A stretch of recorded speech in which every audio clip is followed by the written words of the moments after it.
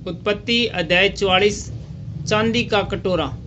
तब उसने अपने घर के अधिकारी को आज्ञा दी, इन मनुष्यों के बोरों में जितनी भोजन वस्तुएं समा सके उतनी भर दें, और एक एक जन के रुपयों के उनके मुंह के ऊपर रख दे, और मेरा चांदी का कटोरा छोटे के बोरे के मुंह पर उसके अन्य के रुपयों के साथ रख दे। यूसुफ की इस आज्ञा के अनुसार उसने किया। भोर होते ही वे मनुष्य अपने गधों समेत विदा किए गए।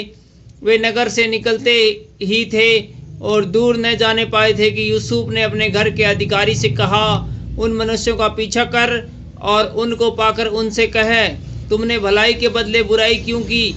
क्या यह वह वस्तु नहीं जिसमें मेरा स्वामी पीता है और जिससे वह शकुन भी विचारता है? तुमने यह जो किया है वह बुरा किया। तब उसने उन्हें जा पकड़ा और ऐसी ही बातें उनसे कही। उन्होंने उससे कहा, हे हमारे प्रभु, तू ऐसी बातें क्यों कहता है? ऐसा काम करना तेरे दासों से दूर रहे। देख, जो रुपया हमारे बोरों के मुंह पर निकला था, जब हमने उसको कन्नान देश से ले आकर तुझे लौटा दिया, तब भला मेरे स्वामी के घर में से हम कोई चांदी या सोने की वस्तु कैसे चुरा सकते हैं?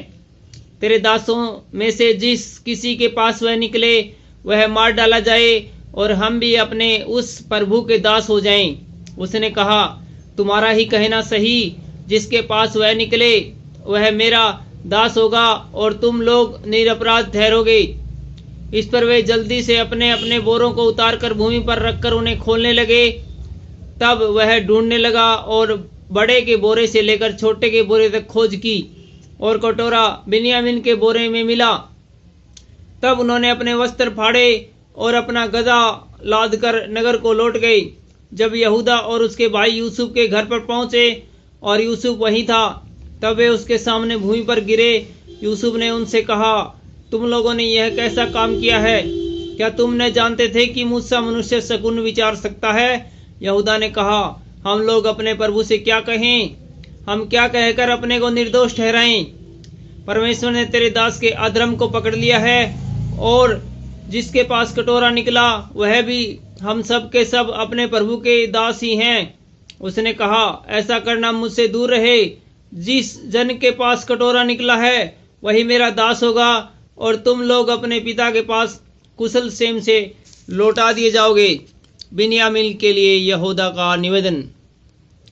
तब यहूदा उसके पास जाकर कहने लगा, हे मेरे प्रभु, तेरे दास को अपने प्रभु से एक बात कहने की आज्ञा हो, और तेरा कोप तेरे दास पर न भड़के, क्योंकि तू तो फिरौन के तुल्य है। मेरे प्रभु ने अपने दास से पूछा, क्या तुम्हारे पिता या भाई है? और हमने अपने प्रभु से कहा, हाँ, हमारा बूढ़ा पिता है और उसके बुढ़ापे का एक छोटा सा बालक भी है, परंतु उसका भाई मर गया है, इसलिए वह अब अपनी माता का अकेला ही रह गया है और उसका पिता उससे स्नेह रखता है। तब तूने अपने दास से कहा, उसको मेरे पास ले आओ जिससे मैं उसे देखूं। तब हमने अपने प्रभु से कहा, वह लड़का अपने पिता को छोड़ नहीं सकता, नहीं तो उसका पिता मर जाएगा। और तूने अपने दासों से कहा, यदि तुम्हारा छोटा भाई तुम्हारे संग न आए तो तुम मेरे सम्मुख फिर न आने पाओगे। इसलिए जब हम अपने पिता तेरे दास के पास गए, तब हमने अपने प्रभु की बातें कही। तब हमारे पिता ने कहा, फिर जाकर हमारे लिए थोड़ी सी भोजन वस्तु मोल ले आओ। हमने कहा, हम नहीं जा सकते। हाँ, यदि हमारा छोटा भाई हमारे संग रहे तब हम जाएंगे, क्योंकि यदि हमारा छोटा भाई हमारे संग न रहे तो हम उस पुरुष के सम्मुख न जाने पाएंगे। तब तेरे दास मेरे पिता ने हमसे कहा, तुम तो जानते हो कि मेरी स्त्री से 2 पुत्र हुए और उनमें से एक तो मुझे छोड़ ही गया, और मैंने निश्चय कर लिया कि वह फाड़ डाला गया होगा, और तब से मैं उसका मुंह न देख पाया। अतः यदि तुम उसको भी मेरी आंख की आड़ में ले जाओ और कोई विपत्ति इस पर पड़े, तो क्या तुम्हारे कारण मैं इस बुढ़ापे की अवस्था में शोक के साथ अधोलोक में न उतर जाऊंगा? इसलिए जब मैं अपने पिता तेरे दास के पास पहुंचूं और यह लड़का संग न रहे, उसका प्राण जो इसी पर अटका रहता है, इस कारण यह देख के कि लड़का नहीं है, वह तुरंत ही मर जाएगा। तब तेरे दास के कारण तेरा दास हमारा पिता जो बुढ़ापे की अवस्था में शोक के साथ अधोलोक में उतर जाएगा। फिर तेरा दास अपने पिता के यहाँ यह कह के इस लड़के का जामीन हुआ है, यदि मैं इसे तेरे पास न पहुंचा दूं तो मैं सदा के लिए तेरा अपराधी ठहरूंगा। इसलिए अब तेरा दास इस लड़के के बदले अपने प्रभु का दास होकर रहने की आज्ञा पाए और यह लड़का अपने भाइयों के संग जाने पाए, क्योंकि लड़के के बिना संग रहे मैं कैसे अपने पिता के पास जा सकूंगा। ऐसा न हो कि मेरे पिता पर जो दुख पड़ेगा वह मुझे देखना पड़े।